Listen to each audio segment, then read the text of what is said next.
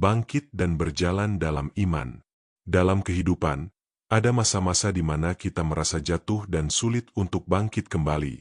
Kegagalan, kekecewaan, luka hati, dan berbagai tekanan hidup bisa membuat kita kehilangan kekuatan. Kita tahu bahwa kita harus melangkah, tetapi hati terasa lemah dan langkah terasa berat.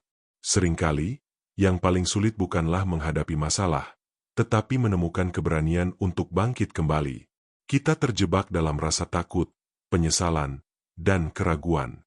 Kita berpikir bahwa kita sudah terlalu jauh jatuh, atau sudah terlambat untuk memulai lagi. Namun firman Tuhan mengajarkan bahwa jatuh bukanlah akhir. Tuhan tidak pernah menghendaki kita untuk tinggal dalam kejatuhan. Dia memanggil kita untuk bangkit dan berjalan dalam iman. Mika 7 ayat 8 berkata, "Janganlah bersukacita atasku, hai musuhku. Sekalipun aku jatuh, aku akan bangun pula. Sekalipun aku duduk dalam gelap, Tuhan akan menjadi terangku." Ayat ini menunjukkan sikap iman yang luar biasa. Orang yang beriman bukanlah orang yang tidak pernah jatuh, tetapi orang yang tidak mau tinggal dalam kejatuhan. Mereka memilih untuk bangkit karena mereka percaya kepada Tuhan. Bangkit bukan berarti kita langsung kuat. Kadang kita bangkit dengan hati yang masih terluka. Kadang kita melangkah dengan perasaan yang masih takut. Namun iman membuat kita tetap melangkah. Yesus juga memberikan pesan yang sederhana tetapi sangat kuat. Markus 5 ayat 36 berkata, "Tetapi Yesus tidak menghiraukan perkataan mereka itu, lalu berkata kepada kepala rumah ibadat, 'Jangan takut, percaya saja.'" Seringkali, yang menghalangi kita untuk bangkit adalah ketakutan. Kita takut gagal lagi, takut disakiti lagi, atau takut menghadapi hal yang sama. Namun Yesus berkata, "Jangan takut, percaya saja." Iman mengalahkan ketakutan.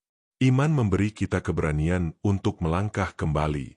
Bangkit dan berjalan dalam iman berarti kita tidak menunggu semuanya sempurna. Kita tidak menunggu sampai semua masalah selesai. Kita melangkah di tengah proses, dengan percaya bahwa Tuhan menyertai kita. 2 Korintus 5 ayat 7 berkata, "Sebab hidup kami ini adalah hidup karena percaya, bukan karena melihat." Ayat ini mengajarkan bahwa kita tidak berjalan berdasarkan apa yang kita lihat, tetapi berdasarkan iman kita kepada Tuhan.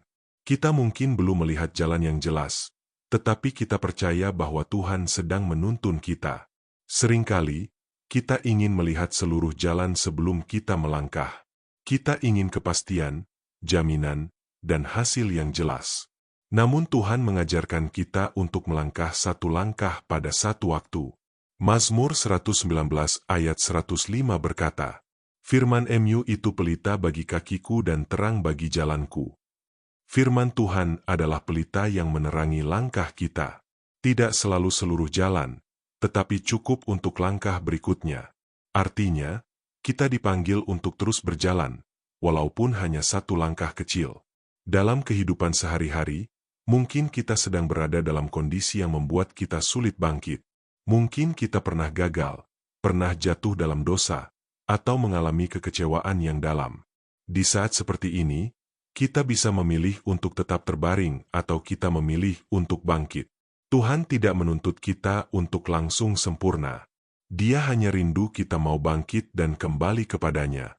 Yesaya 40 ayat 31 berkata, "Tetapi orang-orang yang menanti-nantikan Tuhan mendapat kekuatan baru. Mereka seumpama raja wali yang naik terbang dengan kekuatan sayapnya.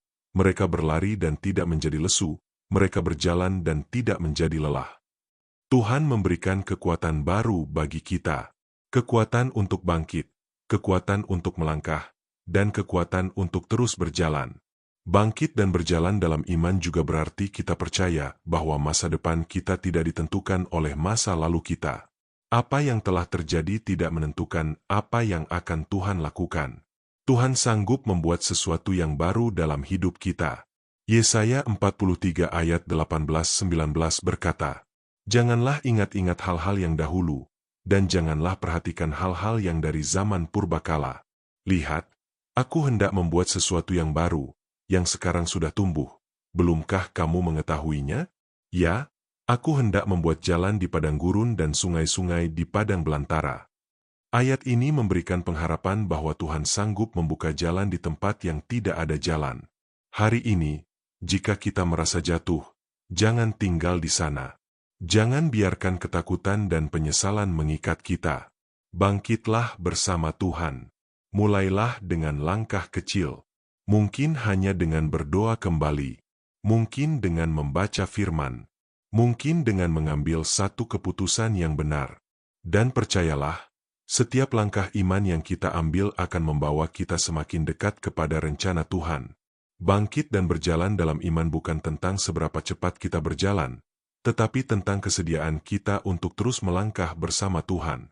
Dan pada waktunya, kita akan melihat bahwa Tuhan menuntun kita keluar dari kejatuhan menuju kemenangan. Mari berdoa.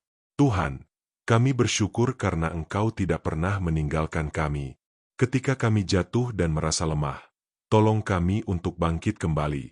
Berikan kami iman untuk melangkah, walaupun kami belum melihat jalan yang jelas. Kuatkan hati kami dan tuntun setiap langkah kami supaya kami berjalan sesuai dengan kehendak-Mu.